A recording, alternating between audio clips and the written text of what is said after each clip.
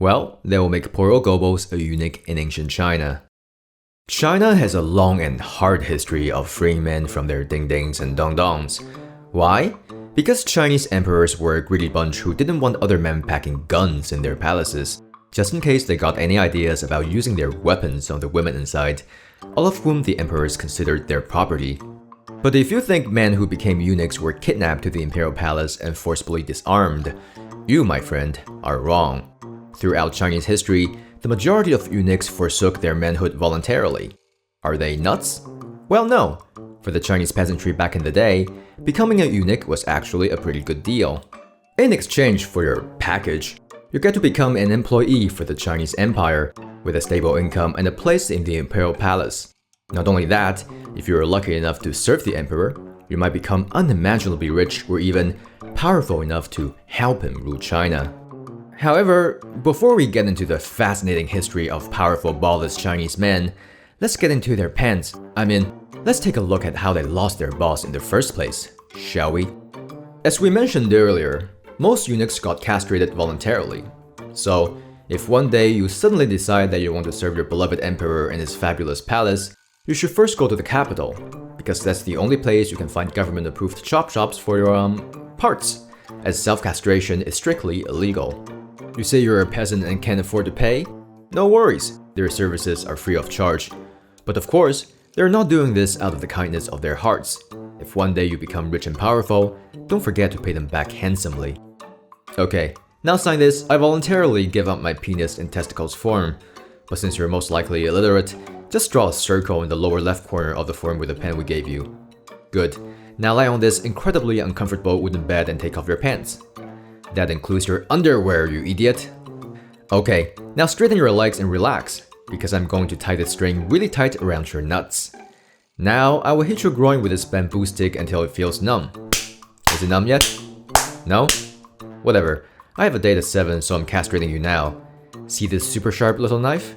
And voila! Congratulations, you won't be having sex anymore.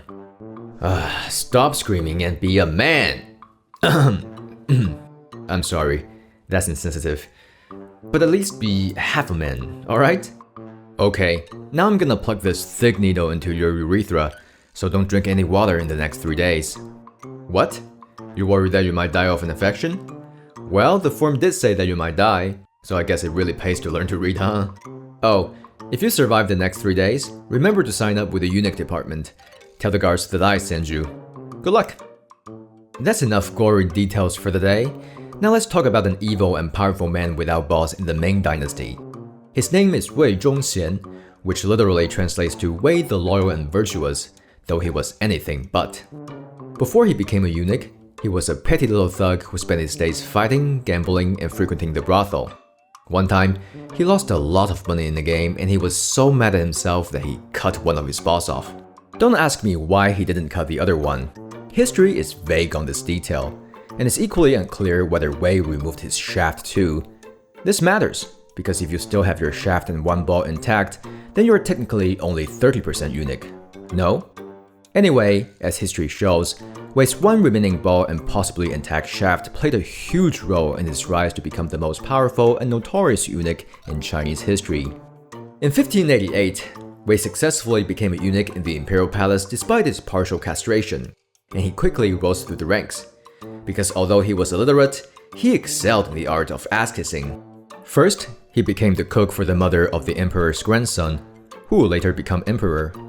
He then ingratiated himself with a high-level eunuch, whose name was also Wei, and most importantly, his girlfriend, Lady Ke. And yes, before you ask, eunuchs do have girlfriends. Let me explain. Remember I mentioned earlier the whole emperors don't want other men touching their women thing? Well, it's largely true, that's why eunuchs existed in the first place. But in reality, the emperors didn't have the time or necessarily the desire to bed every woman in their palaces, not to mention that a few of them were actually gay and preferred eunuchs.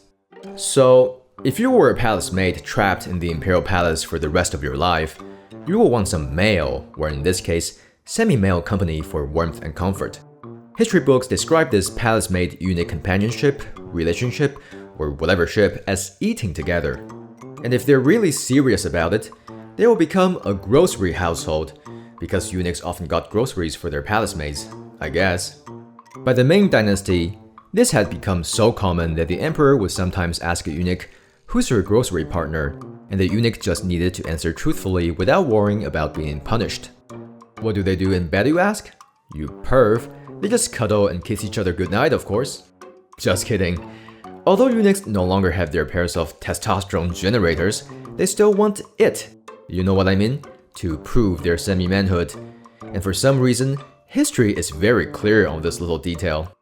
When the castrated approach women, they like to use their hands and nibble.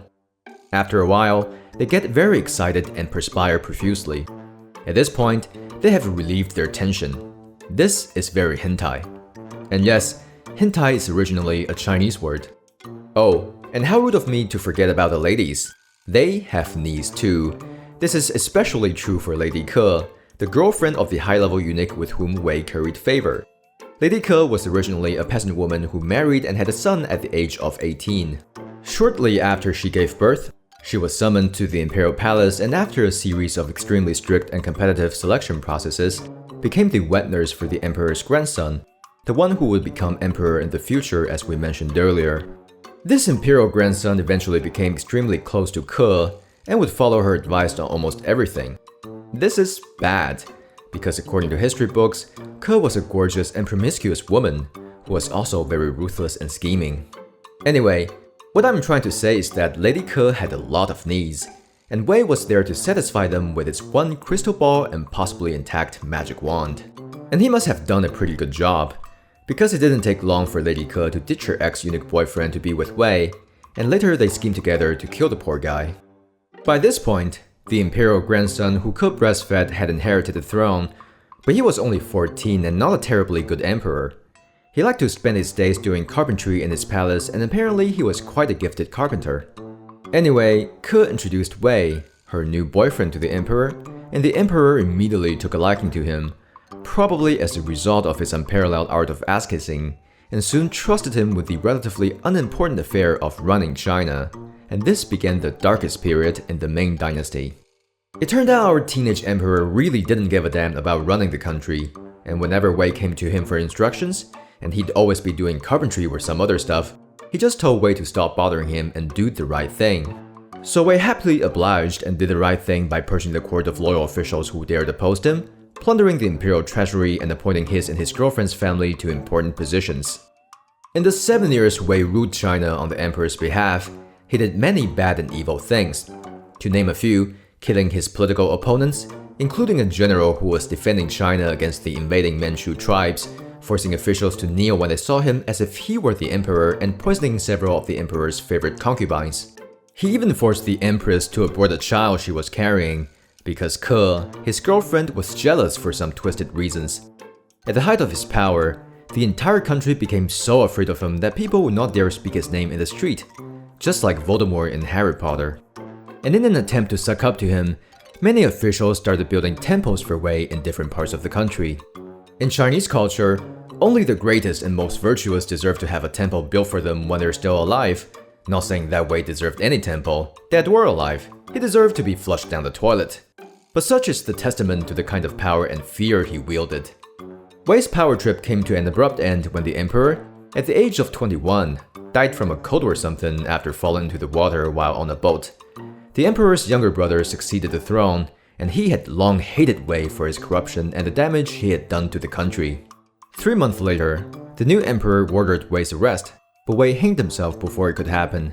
The emperor then ordered Wei's body to be dismembered and demoted his girlfriend Ke to be a laundry maid. She was later whipped to death by her supervisor and her body was burned to ashes. And that concludes the story of a very evil and powerful Chinese man with no balls. See you next time. Bye!